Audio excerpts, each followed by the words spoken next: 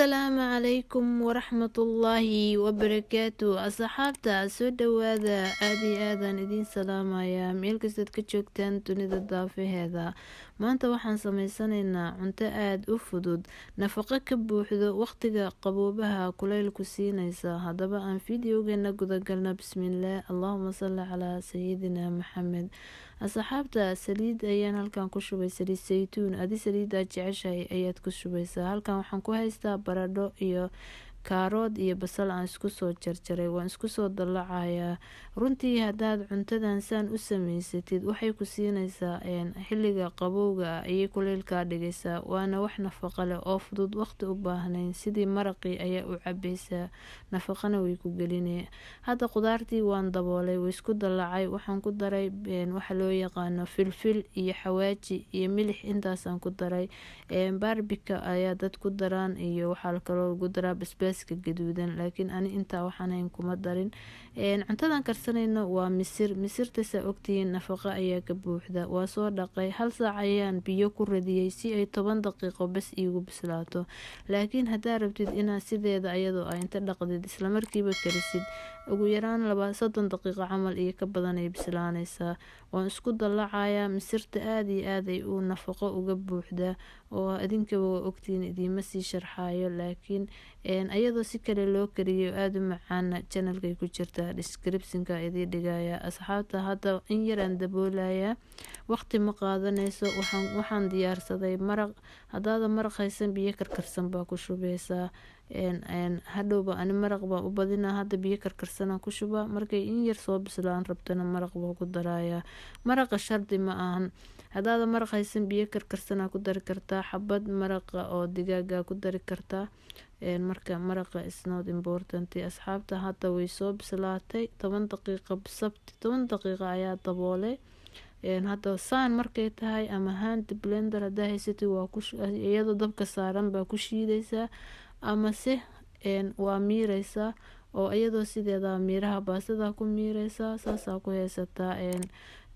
waxaa loo yaqaan misir diyaara ani laakiin waxaan kusoo shiidayaa bahalka lagu soo shiido cabitaanka kadibna waa miiraya waa soo shiiday hadda waatana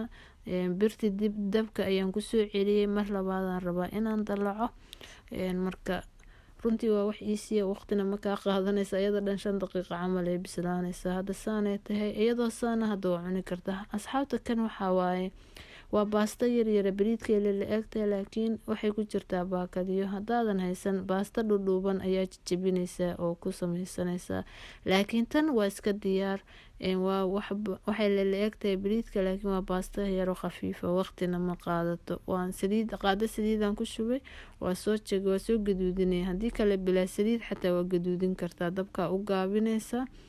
waa walaaqaysaa ilaa intay gaduudkaaga noqonayso bahashiina waatanaa way iska soo kartay markaan soo miiray oo soo shiiday